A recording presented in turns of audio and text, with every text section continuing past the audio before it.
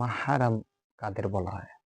মাহারাম হলো সেই সব নিকট আত্মীয়, রক্তের সম্পর্ক, দুধ সম্পর্ক বা বৈবাহিক সূত্রে, বিবাহিক সূত্রে যাদের সাথে ইসলামে বিয়ে করা চিরতর হারাম, নিষিদ্ধ, এবং যাদের সামনে একজন নারী বা পুরুষ পর্দাবিহীন চলাফেরা করতে পারে তাদেরকে মাহারাম বলা হয়।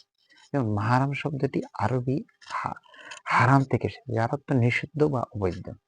ইসলামী প্রবেশে যাদের সাথে বিবাহ সম্পর্ক স্থাপন করা যাবে না তারাই হলো মাহারাম। মাহারাম হওয়ার কারণ রক্তের সম্পর্ক, যেমন বাবা মা, ভাই বোন, দাদা দাদি, নানা নানি, চাচা চাচি, মামা মামি, ফুফু ফুফা, খালা খালা, ভাতিজা ভাতিজি, ভাগিনী ভাগিনী ইত্যাদি। দুধ সম্পর্ক, যে দুধ মা বা দুধ বোনের রক্তের সম্পর্ক মতনই মাহারামের মর্যাদা থাকে। বৈবাহিক সম্পর্ক, শাশুড়ি, পুত্রবধূ, ছেলের স্ত্রী ইত্যাদি।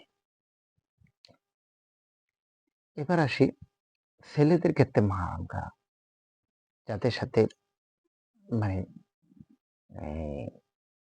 দেখা দেওয়া যায়, যেমন 14 জন, এই 14 জন ছাড়া আর কেউ সাথে দেখা দেওয়া যায় না। 1 মা, 2 মেয়ে, 3 বোন, আপন বোন, 4 নানি, 5 দুধমা, 6 খালা, আপন খালা, 7 ভাতিজি, আপন ভাতিজি, 8 ভাগ্নি, আপন ভাগ্নি, 9 ফুফু, 10 সৎমা, 11 দাদি, 12 শাশুড়ি, 13 দুধ মেয়ে ও ছেলের স্ত্রীর সঙ্গে।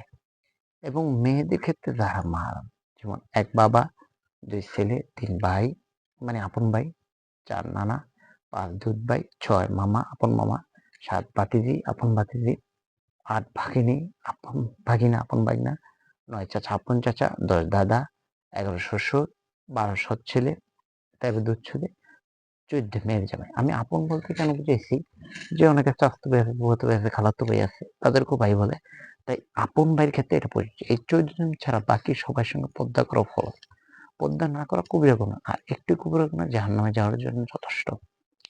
এখানে মাহারাম যে কথাগুলো বলছি, এদের সাথে আমাদের পর্দা মেনটেন করা চলা অবশ্যই জরুরি। আমাদেরকে আল্লাহ তাআলা বুঝার তৌফিক দান করুন। আলহামদুলিল্লাহি রাব্বিল আলামিন।